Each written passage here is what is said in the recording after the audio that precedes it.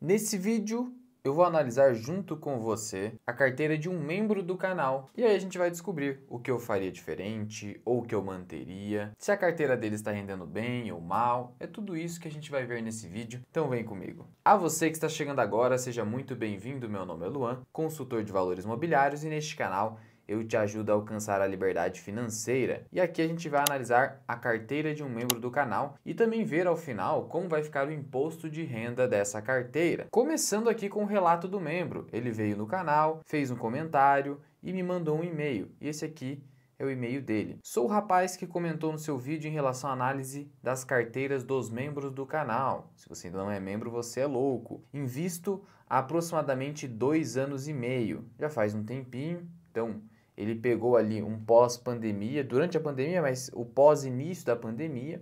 Ele pegou ali mais ou menos 2021, aparentemente. E seus vídeos vêm colaborando e muito para a minha jornada até atingir o meu objetivo. Essa é a finalidade desse canal, então se você ainda não se inscreveu, você também é doido. Como sou estagiário, não tenho aquele salário absurdo para aportar todo mês. Olha, eu sei muito bem como é que é isso. Eu fiquei ali os primeiros anos da faculdade morando sozinho, sem nenhuma renda, só vivendo da renda do estágio. Então eu não conseguia aportar nada.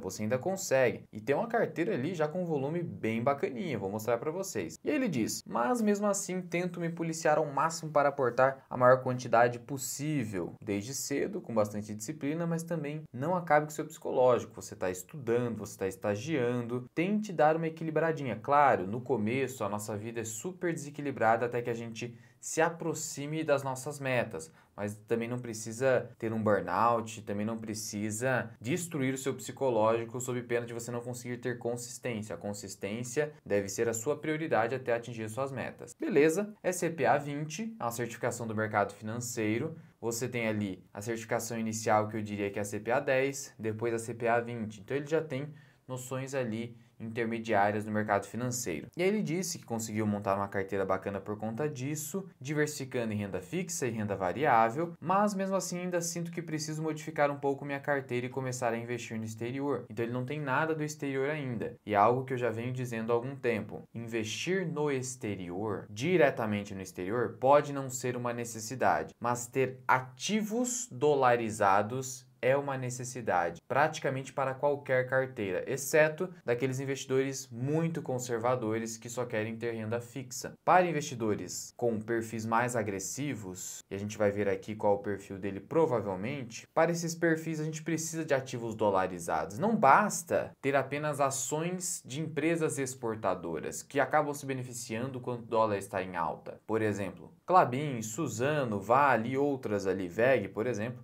Mas não basta, porque você precisa ter ao menos exposição a ativos efetivamente dolarizados. E aí quando eu digo que você não precisa investir diretamente no exterior, eu estou dizendo que você não precisa mandar seu dinheiro para fora, fazer o câmbio e tudo mais. Mas você precisa ao menos investir em ativos brasileiros indexados a ativos dolarizados. O que eu quero dizer com isso? Pelo menos ter ETFs brasileiros que replicam ETFs norte-americanos. Ou no mínimo ter BDRs. Você precisa ter alguma exposição ao dólar. Por quê? Porque nós já sofremos do viés doméstico, que é o quê? Achar que a gente só tem que investir no Brasil. A gente tem esse impulso praticamente natural. Então, pessoal, para vencer um pouco esse viés doméstico, e a gente sabe que isso é necessário porque o dólar é uma moeda muito mais forte que o real, ao menos ter ativos brasileiros indexados ao dólar. E eu vou te mostrar aqui algumas coisas que eu faria. Ele tem 21 anos e nunca ganhou um salário acima de 3 mil reais. Cara, até os 21 anos, o máximo de salário que eu tive foi 2 mil reais. Claro, na minha época, já tô aí com quase 30 anos, mas tá mais ou menos aí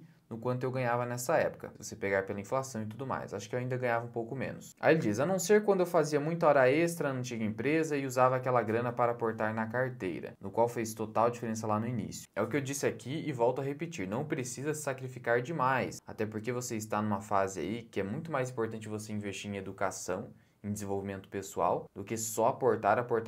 Faça os dois. aportes e desenvolvimento pessoal. Peço que possível, analise minha carteira, tenho certeza que daria um vídeo bacana e agradeço. Então, seu pedido é uma ordem, meu querido, vamos lá. E aí aqui está a carteira do jovem investidor. Patrimônio 48.154. Pessoal, em 2 anos e meio. Ele começando então lá pelos seus 19 anos a investir. Já estando aí com quase 50 mil reais, está muito melhor do que eu estava à época. Com 19 anos eu não tinha nada na conta, até os 21 também nada, porque o que eu ganhava mal dava para viver, porque eu não vivia com os meus pais, como eu disse antes, e ele já está com quase 50 mil reais. Está muito tranquilo. Veja que o patrimônio dele cresceu 258% em 24 meses. Então, em termos de poupança, meu amigo, você está de parabéns com essa idade. E olha só a divisão da carteira dele aqui. Ele tem 14,9, 15 mil reais em ações, 12,5 mil em fundos imobiliários, 5 mil reais em tesouro direto, e a gente vai ver quais são os títulos, porque não confunda. Ah, coloquei tudo em tesouro direto. Não é bem assim, depende do tesouro direto. Não é qualquer tesouro direto que pode fazer sentido para você. Eu vou te explicar ali na carteira dele. E aí ele tem aqui 15.700, uma posição pouco superior ao que ele tem em ações, em títulos de renda fixa bancário, que tem a garantia da FGC, então isso aqui é bastante bacana para a proteção do seu capital. Recebeu aí R$200 de proventos no mês, já está recebendo ali um dinheirinho bacana a título de proventos. Vamos então aqui à carteira de ações dele. Mas o primeiro passo quando você vai montar uma carteira, pessoal, eu sei que é difícil, eu sei que isso aqui é dinâmico, mas o primeiro passo é você definir o que eu quero com essa carteira. E o que eu quero para os próximos 5 anos? O que eu quero para os próximos 10 anos? Qual é o meu perfil de risco hoje? Pelo que a gente viu aqui, pessoal, claro que a gente precisaria fazer mais perguntas para o jovem investidor, mas a gente pode supor que o perfil dele, até pela idade, até pelo fato de provavelmente ele não estar morando sozinho e não precisar utilizar a própria renda para sobreviver sozinho, isso ele não disse, eu só estou supondo, provavelmente o perfil de risco dele aqui é moderado, indo para agressivo. Por que eu digo que é moderado? Porque ele tem uma posição bacana em renda fixa. Se você pegar aqui justamente a divisão da carteira dele, ele tem 30,87 em ações, só brasileiras, 25,95 em fundos imobiliários, 10,47% em tesouro direto e 32,71. Se a gente soma tudo isso aqui em renda fixa, tem mais de 40% em renda fixa. Geralmente os investidores com perfis mais moderados ficam naquela proporção de 50% renda fixa, 50% renda variável ou até 60% renda variável e 40% renda fixa. Superou isso aqui, você já pode estar ali diante de um investidor de perfil mais agressivo. E essa divisão 60-40, 50-50, principalmente 50-50, ela vem do Benjamin Graham. Ele já propunha isso no sentido de você, no início, quando você vai começar a montar a carteira, ali no D0, estou com meu dinheiro na poupança, eu vou começar a poupar agora. Eu já divido a minha carteira ao meio. 50% desse dinheiro disponível vai para renda fixa, 50% para estoques, ações. E aí o que eu vou fazer? Eu vou ter aqui um balanceamento ao final do ano. Eu vou ver o que aconteceu com a minha carteira. Se naquele ano a renda fixa rendeu muito, esses 50 da renda fixa vão ser mais do que 50. Claro, já que eu estou aqui começando no meio a meio, e aí esse percentual vai se modificando com os aportes e com a valorização da renda fixa. Então a gente está no cenário de taxa de juro elevada, como é o caso atual brasileiro. Então eu vou ter agora 60% em renda fixa. As ações ou estão andando de lado ou estão caindo. Agora eu tenho 40% em ações. O que eu vou fazer? Eu vou vender a renda fixa, então eu vou tirar aqui o pedaço da renda fixa e vou colocar aqui na renda variável. Fazendo isso, eu consistentemente vou estar comprando bolsa na baixa, sem a necessidade do famoso market timing, que não funciona a longo prazo. Pode funcionar em momentos pontuais, mas de forma consistente, você deveria abandonar essa ideia. Só que aí, para eu conseguir fazer esse balanceamento da renda fixa para a renda variável, eu preciso fazer o que, pessoal? Eu preciso ter uma renda fixa com liquidez diária ou com prazo de vencimento muito curto, de até 1 ano, para eu fazer esse balanceamento ao final do ano. Se não, eu não vou conseguir fazer isso. Eu vou ficar travado na renda fixa. Se eu fizer o resgate antes dessa data, eu vou perder dinheiro. Aí perdeu o propósito do balanceamento da carteira, do meu asset allocation. E é muito importante a gente respeitar o asset allocation, porque ele é um dos grandes responsáveis pelo seu grande retorno no longo prazo. E aí, já entrando nessa seara da renda fixa, então, já a gente fala das ações, a gente vê que na parte de tesouro, títulos públicos federais, ele tem Tesouro Selic, e a parte de Tesouro Selic representa aqui dentro do total dele em tesouro 30%. muito bom. Ele tem 30% de tesouro. Isso dá R$ 1.500. Só que aí, ele acabou colocando 49,94% em Tesouro IPCA mais 2035, fazendo com que ele tenha hoje um prejuízo de 0,53% e de 7,46% no Tesouro IPCA mais 2045. Prazos bastante alongados. Ele não vai poder contar com esse dinheiro aqui para balanceamento. Por quê? Porque ele está no prejuízo, marcação a mercado. Então esqueça a ideia de ganhar com a marcação a mercado, porque ela vai atrapalhar o balanceamento da sua carteira. Você vai ficar dependente de uma variação positiva dos seus títulos públicos. E quando a gente está querendo ganhar com marcação a mercado, basicamente a gente está apostando que o Brasil vai controlar a inflação e vai controlar o juro, vai conseguir abaixar esse juro. Você acha razoável Brasil abaixando o juro? Em raríssimos momentos a gente consegue fazer isso no Brasil. Então não é uma boa ideia, olhando de forma estrutural. Por isso, eu teria uma maior concentração aqui, muito mesmo, em Tesouro Selic 2029, porque ele vai permitir esse movimento, já que o Tesouro Selic não tem a marcação a mercado. Então ele vai subir em linha reta. O movimento é linear. Eu não vou ter ali variações de preço, como nesses outros dois títulos da carteira dele, que ficam sujeitos à marcação a mercado, que é a variação do preço do título conforme oferta e demanda em dado momento. E aí tem uma série de variáveis, e isso pode fazer com que você perca dinheiro se você tiver a necessidade de resgatar antecipadamente no momento não favorável para a sua carteira. E não se preocupe, algo que poucos vão falar para você é o seguinte: quando a renda fixa está nas alturas, o Tesouro Selic vai render bastante. Eu sei que o medo do investidor ao ter muito Tesouro Selic é o quê? Ah, mas e quando a Selic começar a cair? E aí, o que eu faço? Se eu tivesse com IPCA+, eu teria travado uma rentabilidade. Não se preocupe com isso, sabe por quê? Porque como você tem a sua parte ali de renda variável, essa renda variável, como ela concorre com a renda fixa, com a taxa Selic principalmente, então quando a taxa Selic começar a cair, essa renda variável vai subir e vai te dar um retorno maior que o IPCA mais 6%, que provavelmente está na maioria das carteiras dos investidores. Então você tem ali IPCA mais 6, travei IPCA mais 6, 6,5. Na sua carteira de ações, desde que você tenha feito boas escolhas, em havendo de fato uma subida da renda variável com a queda do juro brasileiro em dado momento, você com certeza, tendo boas ações, vai ganhar IPCA mais 8, 9, 10, até 14. Então não precisa se preocupar com isso, com a questão do retorno. Esse retorno vai vir em um momento de juro em queda. Em juro em alta, você já está ganhando com o Tesouro Selic. E na parte de títulos bancários, ele tem 2 CDBs e 2 LCAs. As LCAs, banco original, esse tem mais risco porque reporta prejuízo. E veja que essa LCA está pagando 10,10 e essa outra aqui do Banco ABC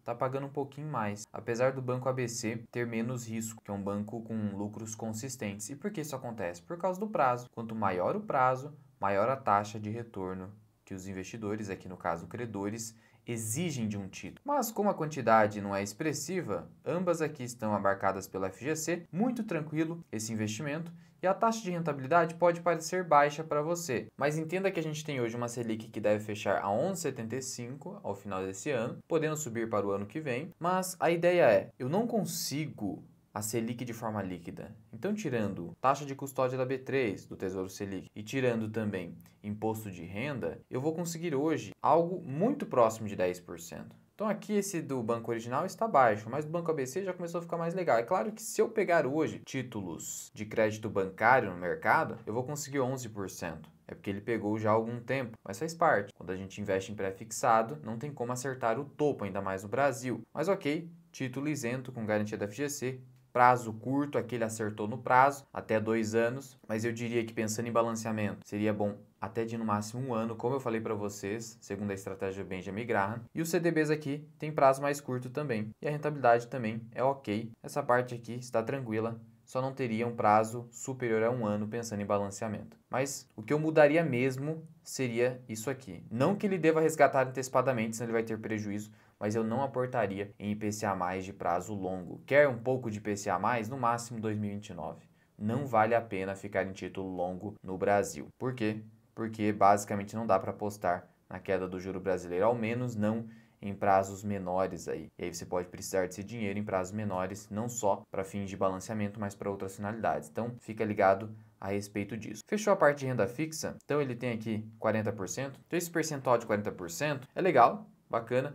Podemos chegar a 30% porque ele falou, eu quero ter investimento no exterior. Então, a gente pode reduzir um pouco aqui o percentual em renda fixa para 30%, ainda mais porque ele é muito jovem, e tirar 10% aqui e já destinar para o exterior. Só que é insuficiente só 10%. A minha ideia é chegar em 30%, que assim a gente não fica tão concentrado em Brasil, sem tanto viés doméstico e com bastante ativos dolarizados, e sem a necessidade, se eu não quiser, de fazer o câmbio, porque daí eu não vou precisar fazer a remessa para o exterior se eu não quero fazer isso. Só quero ter exposição à rentabilidade do dólar e dos ativos dolarizados. E aí falando aqui da carteira de ações, dá para ver que a carteira é conservadora. Setor bancário, ele tem Banco ABC e Banco do Brasil. Setor de seguros, BB Seguridade. Ele tem aqui Copel no segmento elétrico. Gual 4 ele tem aqui no segmento siderúrgico. Sanepar no segmento de saneamento básico. Vale no segmento de mineração e de telefonia, telecomunicações, ele tem a Vivo, que é a Telefônica Brasil. Das ações aqui que ele tem na carteira hoje, quais eu não teria? Não é nenhuma recomendação. Inclusive, não as tenho. Copel, porque pós-privatização começou a pagar baixos dividendos, que ela está focada mais em crescimento e negociando a múltiplos bastante elevados. Já que ela está negociando a múltiplos bastante elevados, faz com que você tenha um retorno a título de dividend yield muito baixo e baixa expectativa de retorno. Então, Copel acabou ficando cara. Veja que ele tem um lucro muito bom, quase 40%. Então, seria o tipo de ação que eu não mais teria porque ficou cara. E Vivo, ele também teve um excelente retorno, também acho uma ação cara. E no segmento de telecomunicações, hoje eu teria a Unifique. Ah, é small cap, mas ele é muito jovem. E é uma small cap de qualidade, com baixo endividamento e muito mais barata que a Telefônica Brasil. As demais, todas elas eu teria na minha carteira. Veja que a carteira de ações é bastante conservadora e isso é louvável, tem que ser assim mesmo, ainda mais no Brasil, que a gente tem um cenário de juros muito elevado por muito tempo. E aí a maioria das empresas acaba sofrendo com endividamento alto. E aí você tem empresas aí com receitas mais previsíveis e endividamento mais controlado, faz todo sentido. E todas elas aí possuem dívida super controlada. Isso é muito positivo no Brasil. E o melhor são empresas mais maduras, de cunho previdenciário. Claro que existe a discussão a respeito de Sanepar,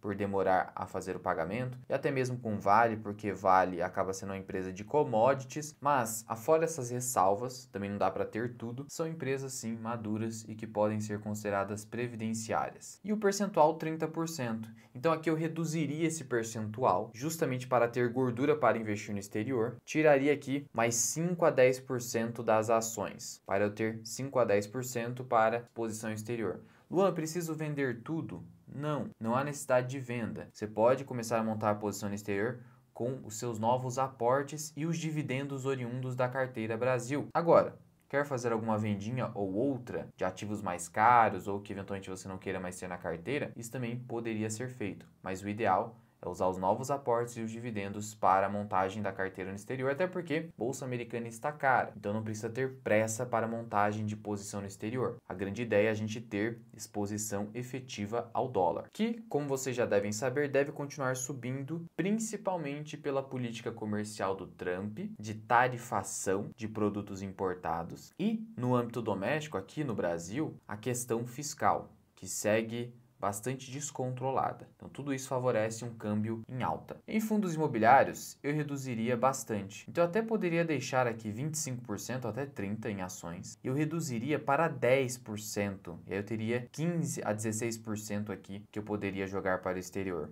Por que disso? Por que disso? Porque ele está numa fase de acumulação e é muito jovem. Ele não precisa de renda mensal. E quando eu estou aqui nos fundos imobiliários, eu estou recebendo renda mensal, isso é verdade, só que eu estou trocando o potencial de rentabilidade que eu preciso em ações, quando eu estou na fase de acumulação patrimonial. Talvez, pessoal, ele tenha começado nos fundos imobiliários, porque os fundos imobiliários, eles possuem essa função de te atrair para a renda variável, por conta desse rendimento mensal e o desconto hiperbólico, que é um viés cognitivo que nos faz dar preferência a recompensas imediatas. Talvez ele tenha ido para as ações posteriormente, não sei, não tem ali no relato, mas é provável. E como eu disse para vocês, você ganha dividendo, mas perde em rentabilidade. Então você vai ver aqui que a rentabilidade é negativa em fundos imobiliários, menos 8,95%, e nas ações, mais 7,19%. E quanto aos fundos imobiliários que ele possui na carteira, quais eu não teria? Eu não teria o VISC11, porque eu não gosto particularmente da gestão Vinci Partners,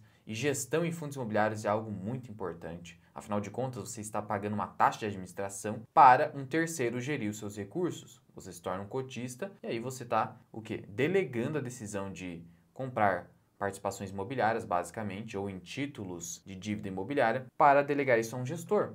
Então, a gestora é muito importante. Então, eu tiraria o VISC, eu também tiraria o Iridium, por conta dos rendimentos estarem em queda e terem fundos de papel aí mais interessantes, por exemplo, MCCI 11, nenhuma recomendação. Veja que outro de shopping que ele tem é o XPML, então tiraria o VISC mesmo e deixaria só o XPML. Inclusive, deu rentabilidade positiva na carteira. Eu reduziria esse número de ativos, não tem necessidade de ter tantos fundos imobiliários. Primeiro, porque você não precisa tanto de fundos imobiliários agora e porque você ainda não tem um patrimônio tão grande que justifique tanta diversificação em fundos imobiliários. E em fundos imobiliários, quanto mais a gente diversifica, a coisa acaba piorando. Parece o mercado de criptomoedas, onde você tem um número reduzido de bons ativos que valem realmente a pena você colocar na carteira. E quanto mais você vai expandindo, mais você vai piorando a carteira, porque você vai colocando ativos nada bons. Além disso, vai dificultando o seu acompanhamento. É o caso dos fundos imobiliários. Então, pessoal, particularmente eu teria apenas um fundo do segmento logístico, um fundo renda urbana, um fundo de shopping, um fundo híbrido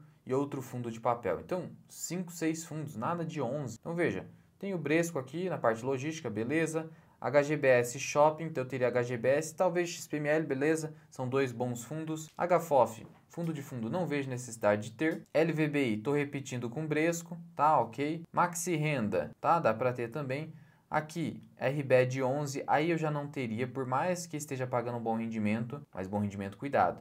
Quando a gente entra aqui e olha para dividend yield de 20%, cuidado que isso aqui pode estar errado por conta de não recorrentes, tem alavancagem desses fundos. Quando você olha o relatório gerencial, a própria gestora Rio Bravo traz aqui para a gente que o dividend yield anualizado é de 12%, então não se engane. Mas eu não teria, por quê? Porque é focado no segmento educacional. Educacional no Brasil não é uma boa ideia. A gente tem um país de renda baixa, e aí você ficar focado num segmento que depende de renda alta não é uma boa ideia. E os outros até teria aqui, mas veja que eu vejo como um excesso de diversificação aqui, considerando o tamanho do patrimônio, a inexistência de necessidade de renda mensal e principalmente eu preciso adequar o meu portfólio para ter posição no exterior. E como que eu faria a minha posição no exterior? Eu faria o seguinte, eu não falei para vocês que hoje o S&P 500 está caro, negociando a 30 vezes lucro, então eu começaria a montar posição no exterior, mas sem a necessidade de fazer a conversão cambial, através do ETF WRLD11. Por que eu faria isso? Por mais que o WRLD11 tenha o VT no seu portfólio,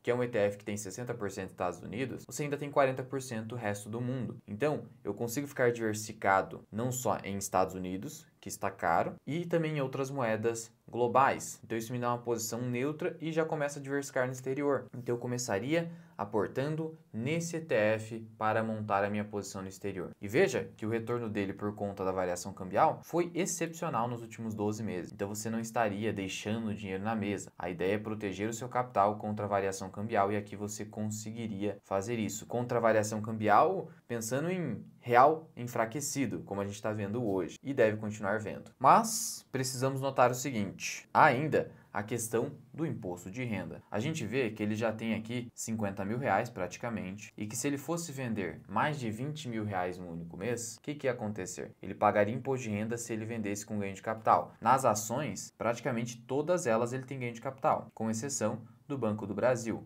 e da Vale. Se ele vender com prejuízo, ele acumula uma continha de prejuízo para compensar com ganhos futuros. E ele não pode fazer o quê? Compensar lucro ou prejuízo de ação com fundo imobiliário. Fundo imobiliário é uma coisa, ação é outra, para fins tributários. E fundo imobiliário eu só posso com FIAGRO, por exemplo. E aí tem outro detalhe, fundo imobiliário não tem isenção nenhuma. Vendeu com ganho, 20% de imposto de renda sobre ganho de capital. E aí tem todo o trabalho de apurar isso, prejuízo, lucro, você tem um prazo para pagamento, você tem que emitir a DARF, tem todo esse trabalhão aí e depois declaração disso tudo no imposto de renda. E aí, o WRLD ou IVVB11 ou até SPXB11, que seria uma alternativa para S&P 500, tudo isso são ativos brasileiros dolarizados. E aí você também tem trabalho com imposto de renda. Mas, para resolver esse problema, para facilitar a sua vida, para fazer com que você possa economizar tempo com toda essa questão envolvendo imposto de renda, tem aqui a solução do aplicativo da Grana, que é indicado pela B3, portanto te dá a segurança de não estar sendo feito coisa errada ali no seu imposto de renda. E eu vou te mostrar esse aplicativo aqui por dentro para você ter uma noção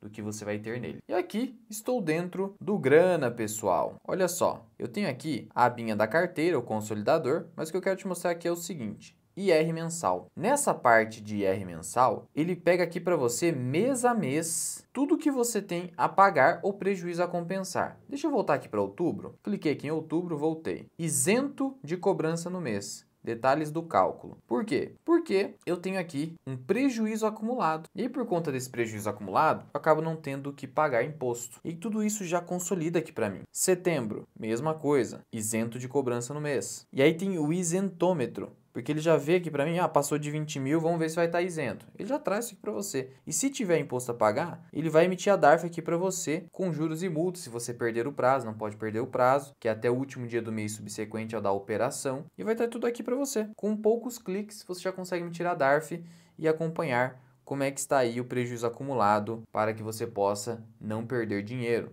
Tem que economizar com impostos, isso aqui vai te ajudar bastante. E tem aqui a abinha de declaração também. Pela via pré-preenchida aqui, eu consigo declarar meu imposto de renda em apenas 5 minutinhos. Coisa rápida. Então resolve toda essa questão de Bolsa Brasileira aqui para vocês. Veja que ele te traz aqui também a parte de opções. Eu ganhei aqui R$600 com opções e ele me traz isso e vai colocando tudo aqui na conta. Então veja que opções ele também considera. Então vai resolver todo o problema de Bolsa Brasileira, incluindo as opções. Isso aqui é resultado de calls que eu acabei vendendo e acabei embolsando o prêmio porque não fui exercido. Mas não precisa se preocupar com isso, tudo vai estar aqui no Grana. E aí, pessoal, para testar o Grana, eu vou deixar o link aqui na descrição e no primeiro comentário fixado. E para você ter todo esse benefício do IR mensal e também da declaração do imposto de renda, a Grana preparou um desconto especial para vocês na Black November por tempo limitado. Então aproveite agora, por meio do cupom BLACK você vai receber 33% de desconto, uma economia gigantesca e você garante o Grana tanto para imposto de renda declaração quanto para controle de imposto de renda da Bolsa. Isso por 1 ano, então você já garante o imposto de renda do ano que vem. Então aproveite essa oportunidade, 33% de desconto no plano Mais Grana. Link na descrição e no primeiro comentário fixado. E o meu feedback geral para a carteira é muito bacana, tá indo muito bem. Faria pequenas mudanças pontuais, como vocês viram, mas é muito individual. E o que mais importa é o comportamento. E o comportamento ele tem. E a mentalidade parece ter também. E se você quiser eventualmente, sendo membro que eu avalie a sua carteira, me mande um e-mail que eu não garanto nada, mas pode mandar no contato@mirainvesting.com. Até a próxima. Fui!